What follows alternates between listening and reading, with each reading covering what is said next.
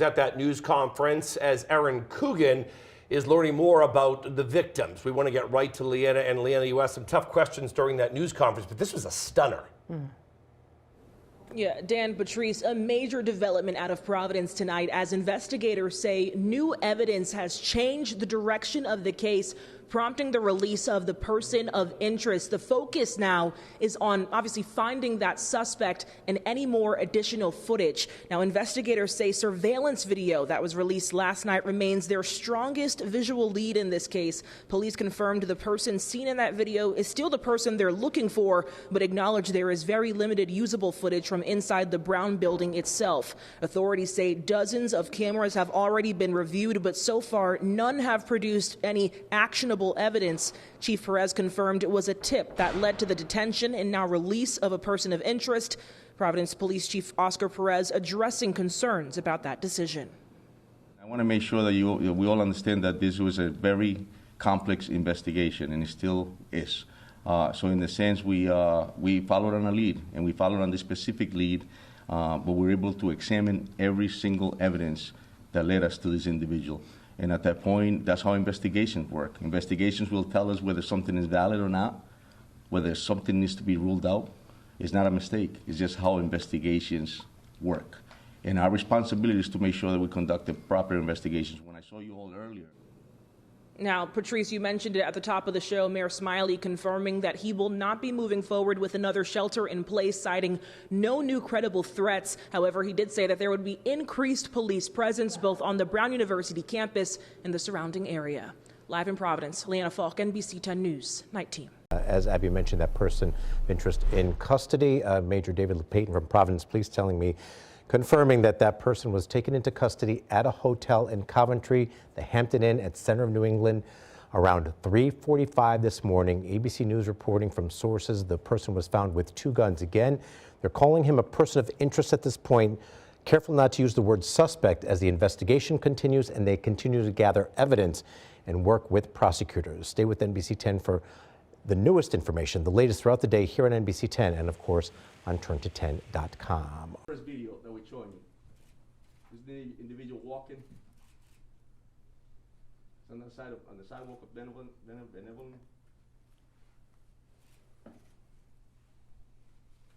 And this is prior to the incident. Here we go again with is this video too, Mike? Again, you see him walking.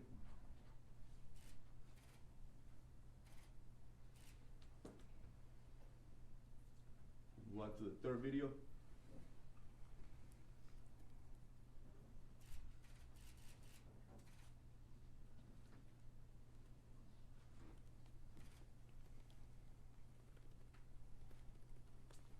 Move on to, this is some photos of this individual.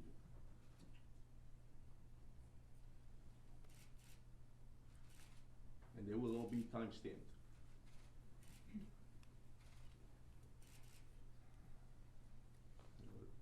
The last photo.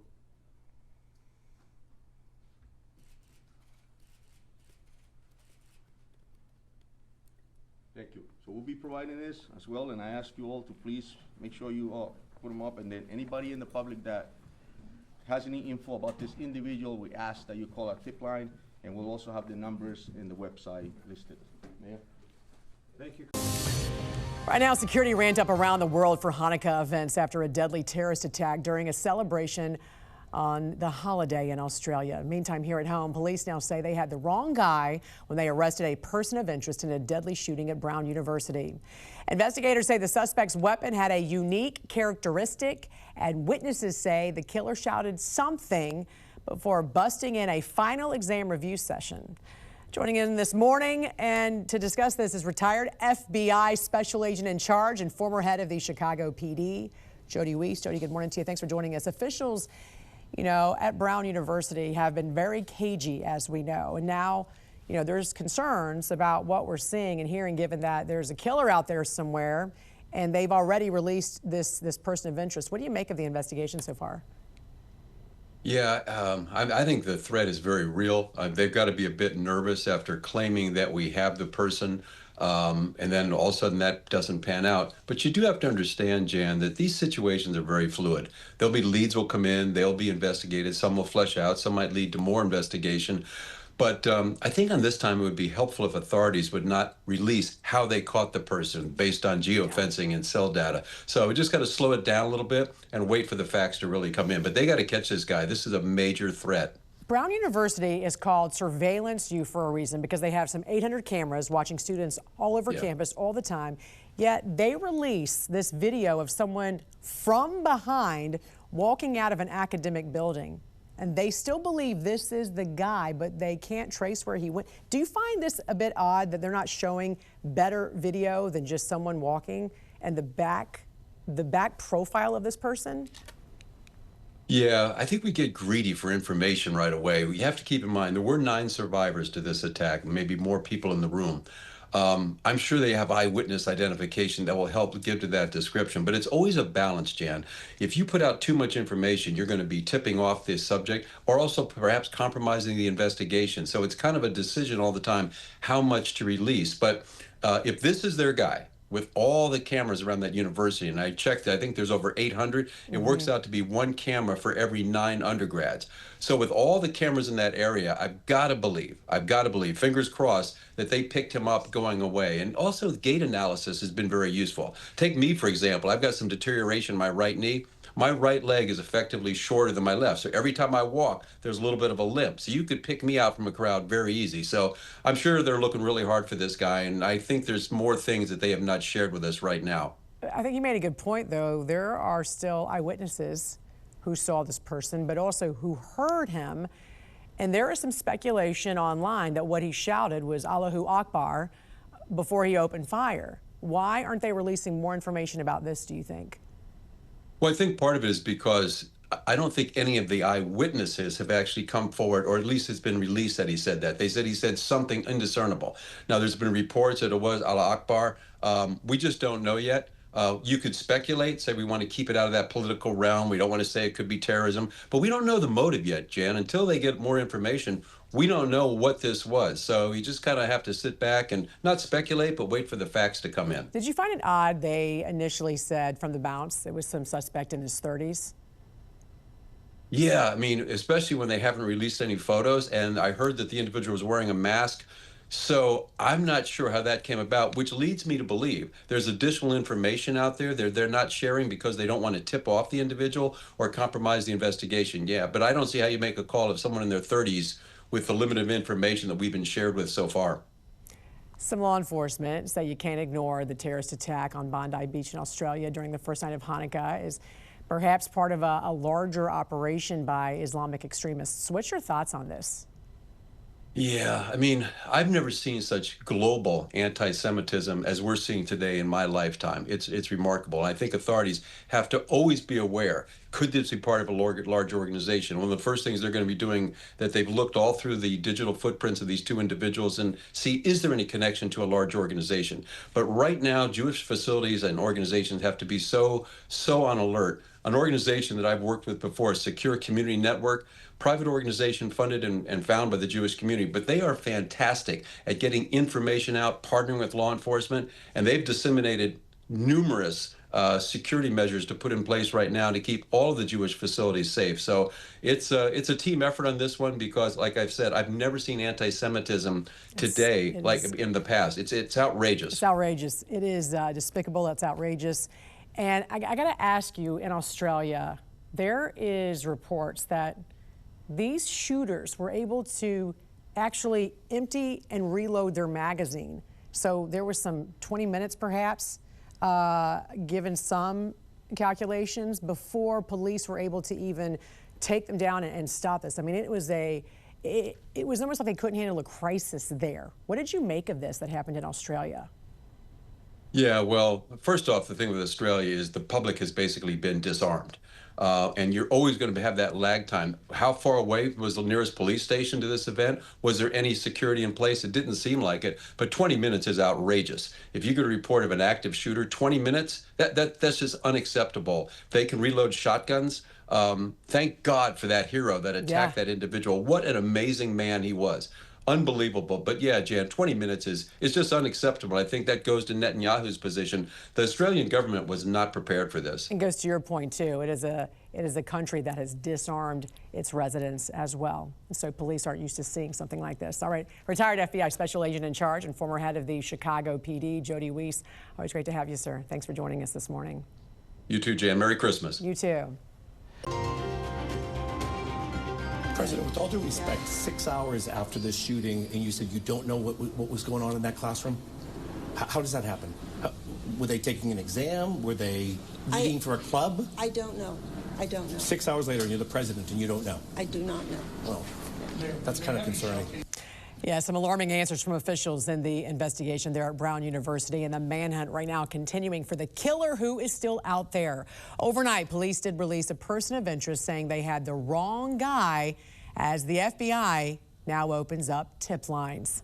Joining us this morning to discuss is our very own Washington insider, Armstrong Williams. Armstrong, good morning to you. What do you make of this investigation right now at Brown University? A killer still on the run after just walking in a classroom, opening fire, killing students. How is it we have so little information? And the only video right now is the back of someone walking away from campus. You know, I just think sometimes we ask the wrong questions, even of the president. Of course she does not know.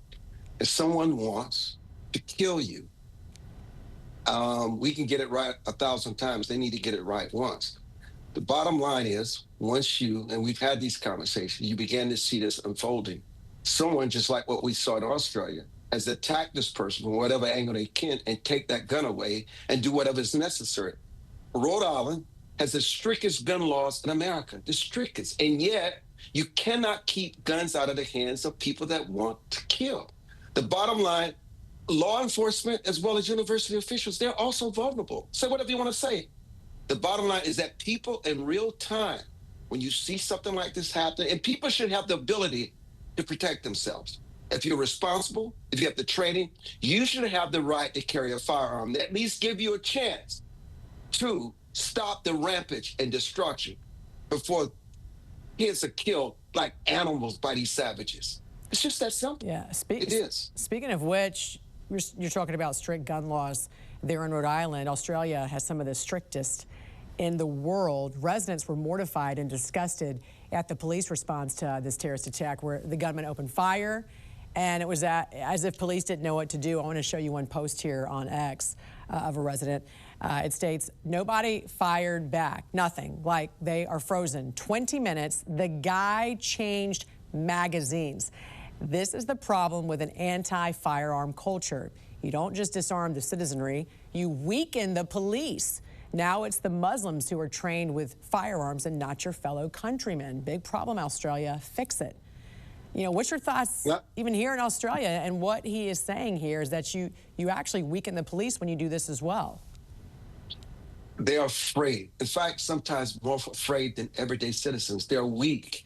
They're in a state of shock. I mean, did you see that footage? How people were just standing by being shot like they were animals by these savages. Did you just see it? They should have disarmed him long ago. But listen, it just shows you who these people are. This extreme Muslims, we don't want to call it out. We don't want to call out these radical Islamists. We don't want to change the laws. We don't want to say when they're threatening us online, we should arrest them as if they committed the crime.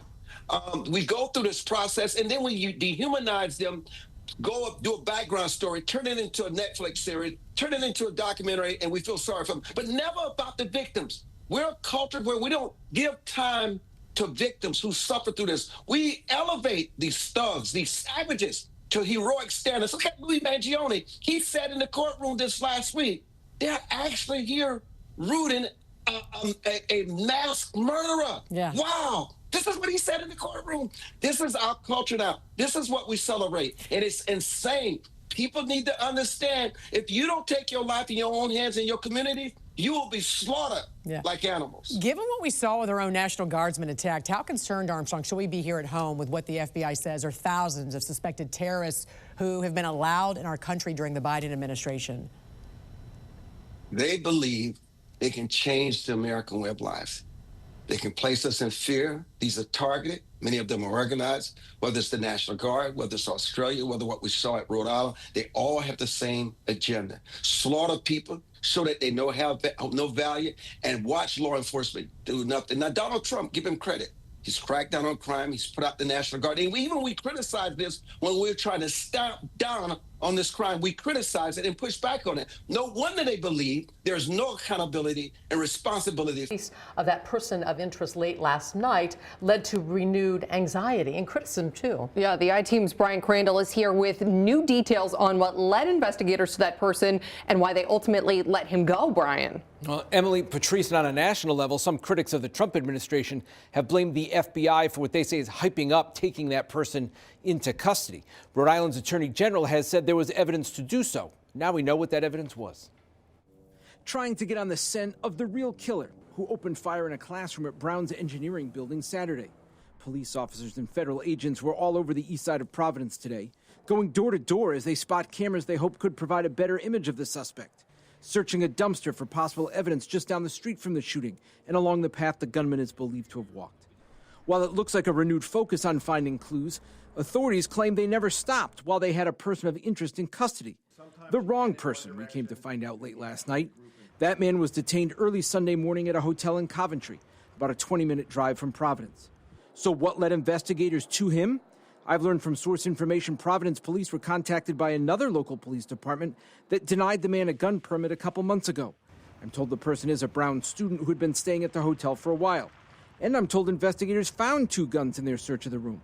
They believed one of the guns was similar to the one they think was used in the shooting. As hours passed, though, local authorities stayed quiet on the man's identity and any other details, while the FBI director posted on social media how the feds helped track the man down, and his name was leaked to national outlets.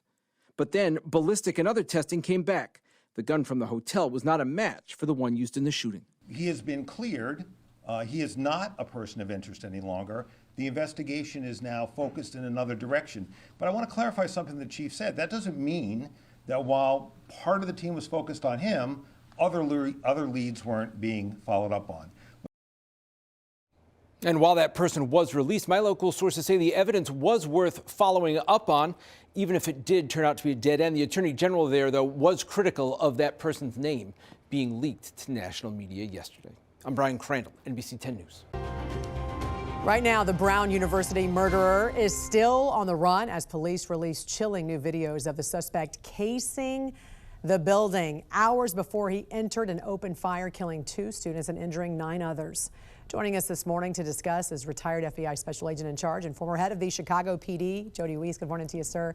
We finally have some better videos, more details on the suspect, now described as 5'8". He's got a stocky build. Tell us more about these videos and also what has stood out to you in this investigation, including the press conference that they gave yesterday. Yeah, Jan, those videos weren't really too helpful. I mean, other than perhaps showing the direction of the guy's travel and where he was at, and he does have a unique gait. I don't see how you're going to make an identification after that. But, you know, looking at that press conference yesterday, Jan, that was literally a mess to me. The first half of it, you had politicians complimenting the police. Great work. When I first listened to it, I thought they must have caught the guy. You know, why would you compliment law enforcement when the person is still at large? You do that after you catch the person. Right. And then when the chief is putting out those photographs, one of the reporters had to clarify, when did you get them? And he had the timeline completely messed up. But I thought one of the worst things happened. One of the reporters happened to say, could you give us a physical description of the guy? And the chief goes, go to our website, we'll have it up there. He had literally millions of people watching him at that time, millions. And you can't say 5'8", stocky build. That's all we've got. That was a pretty simple line to put out. But you do a press conference to get out information, but also to instill some confidence, you know, that law enforcement has their act together and that the public should feel safe. You think about Ed Davis at Boston, Rudy Giuliani at 9/11. You walked away from those conferences thinking, you know, these guys have it down. They've got their act together. But I think this case needs to be turned over to the state police or the FBI, like right now. Well, hopefully they're doing good stuff behind the scenes. You talk about them having their act together, but they've already talked about somebody that they had in custody as a person of interest, and then they had to announce they released that person of interest. Why would they even announce that at all if they were not sure about why this arrest happened, who this person was? Well, exactly. It's not uncommon to announce we're speaking to someone of interest. But it's very uncommon to identify the guy. Think what they did to this guy. They put his full name out in the public. And how do you retract that? It never should have happened like that. Well, they claim they didn't. They claim somebody else did, and then you just like the toothpaste coming out of the tube, you can't put it back in kind of thing. Yeah. But what I did find interesting about this video was it told us a couple of things. It told us he was very intentional about that particular building, right? So he was targeting somebody in that building. But it also showed that he was casing the building, almost like he was trying to make sure he could visualize how he was going to get out, where he was going to go. And it also told us that police knew this, and so they've been tracking and sort of looking at him even before he entered. So they know when he entered, they know when he exited, and they know where he was hours before he entered, because that's where that video's from, correct? Right, exactly. So what's your thoughts about that? Yeah, it's hard to know what was going through his head. Obviously, he's looking to make sure it's a soft target. Were there cameras up there? Were there any guards in the location? He's just as a bank robber would case a bank to see, is it an easy target? And clearly it was. Questions I have, Jan, is how did he get in? My understanding is all those doors you have to swipe your ID card. Did he have an ID card? Did he follow somebody in? And I know we've talked a little bit about, was he targeting someone? I have mixed feelings on that. Perhaps he was. But the fact that you had the 2 people killed, which were totally different backgrounds, and you had the other 9 individuals that were wounded, I don't know if there's a particular target. And why did he stop shooting? He may have just ran out of ammunition. We don't know at this point, but I'd love to hear from the other victims. How are they doing? What's their condition? And it's just been a gap of information that's come out of there, and we're just left to guess. Do you see this being more like a Mangione situation where an astute person recognizes him based on this video, or more like a Charlie Kirk situation where the suspected assassin is recognized by someone, and that's when police are notified of who the suspect is? Yeah, I don't know. From those videos, Jan, I don't see anybody making a positive ID. I do think they might recognize his gait. If I was involved in this investigation, I would be scouring the dark web, the deep web, going through there, because these guys always tend to talk, and there may be conversations going on there in some of these really dark places, and hopefully that can identify him. But that video and those faces, the pictures were pretty useless. So we'll just have to keep plugging away. Hopefully, I think the students might be one other good base of information to source and seek out. Kids usually know what's going on. Was this somebody they knew? I think there's a lot of questions we still have. Hopefully, these are all being worked on right now, but we don't know at this point. Yeah. All right. Retired FBI Special Agent in Charge and former head of the Chicago PD, Jody Weiss. Thanks for joining us. Thank you. As memorials start to grow around campus, so does the concern the suspect is still out there roaming free. Yeah, NBC 10's Molly Levine is live at the Barris and Holly building on campus where the shooting now took place more than 72 hours ago. Molly, what's the atmosphere like? Well, Emily and Patrice, there's a sense of frustration not only from the students here at Brown University, but also Providence residents who live nearby. But not only Providence residents, those who live across the state. There was a Lincoln resident who came to place flowers and pay her respects today as caution tape still drapes around the building here, and memorials are continuing to show up and grow around campus. Placing flowers, sharing hugs, and shedding tears. It's all happening outside the Barris and Holly building at Brown University. This is my first time back on campus since this happened. As memorials grow across campus, so does the concern that the suspect who walked into the engineering building, shooting and killing 2 people, injuring 9 others on Saturday evening, remains at large. This is senseless. It's unnecessary. 2 kids had to die for nothing, for living their life. These are the newest images released from the FBI and Providence authorities. They're looking for the man dressed in black with a jacket that has an olive green bottom half to it. Authorities describe the man as 5'8" with a stocky build. They're hoping someone may recognize his clothing, how he walks, or how he puts his hands behind his back in this video. There's been an increased police presence around the city, and authorities were seen searching the area again this morning, looking for anything left behind, also knocking on doors in the surrounding neighborhoods, like Brook, John, Williams, and Hope Streets. I think this is what they should do. Anything that they can do to apprehend this guy is, I think odds are on the table. As we're nearing 4 days since the shooting. I am disappointed that it's taking so long to find the suspect. And nobody in custody. The safety of these students were at risk, and how everybody's safety is at risk, and I think that's the truth. Like, this guy is out there somewhere. He's walking around. He could be standing next to you in the grocery store. We don't know. And Providence police are now asking anybody who may have been in this building on Friday or Saturday to please email them and arrange an interview, as no tip is too small at this point. For now, I'm Molly Levine, live in Providence, NBC 10 News. Back to you guys. I want to come back to your question about that name. And I know the name that you're asking about because a member of the media asked me about it.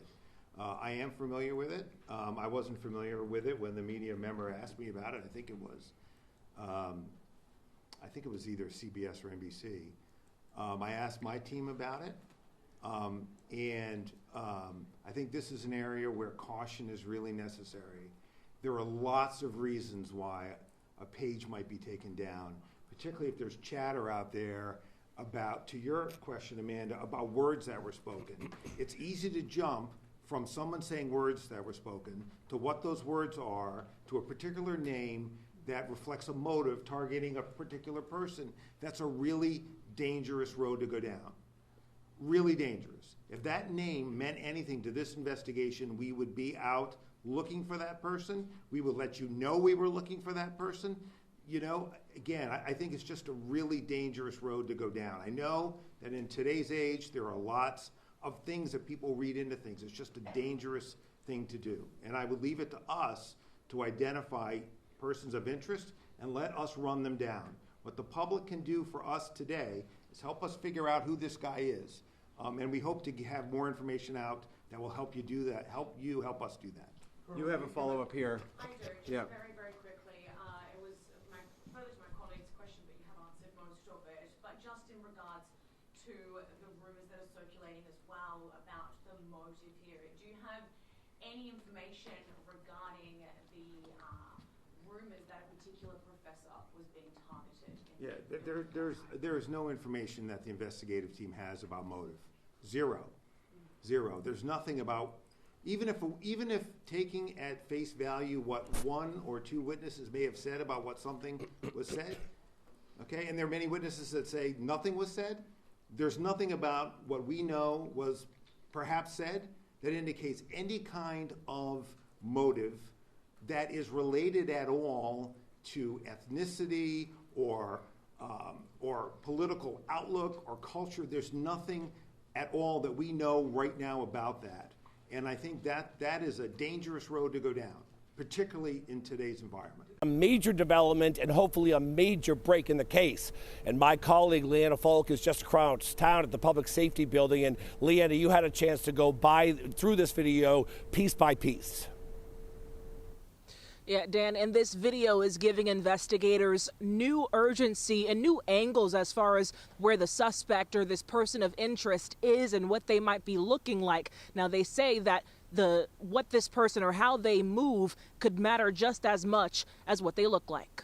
New tonight, multiple angles tracing the steps of the person of interest. Hiding in plain sight. Providence police releasing their clearest views yet, captured mostly on home security cameras, walking, doubling back, and at times running across Providence's east side hours before the shooting. That is the behavior that perpetrators will do with pre-attack surveillance. Police now believe the individual, dressed in a two-toned black and green jacket, wearing a hat and face mask, was casing the area for hours, possibly days or weeks. Officials say the person was spotted as early as 10:30 Saturday morning. His activity is very consistent with target surveillance, which then leads to target acquisition. And then from there, if he mobilizes in this case, which he did, he would carry out the attack. The FBI's edited timeline shows the individual walking east on Manning Street just after 2 p.m. Saturday, turning south on Cooke, retracing steps on Benevolent, then running east toward Cooke again around 2:30. At one point, he's seen walking north on Cooke before quickly turning around, and a second individual follows. And after the shooting, minutes after 4, dashcam footage shows him passing a Providence police cruiser before turning onto Hope. His appearance consistent until just before 3, when he's spotted now wearing a crossbody satchel. It's very important that, the bushes be checked, behind fencing, behind trash canisters, Any obscure place is equally as important. Investigators now asking residents and businesses to rewind their cameras even further, at least a week back, and check for any familiar quirks or consistencies. He puts his hands behind his back as he's processing. Those are all consistent behavior patterns that people could pick on. Now, the FBI have described him as 5'8" with a stocky build. Police are urging anyone with video or tips to come forward, saying that one small detail could be the missing piece to crack this case open. Live in Providence, Leanna Falk, NBC 10 News.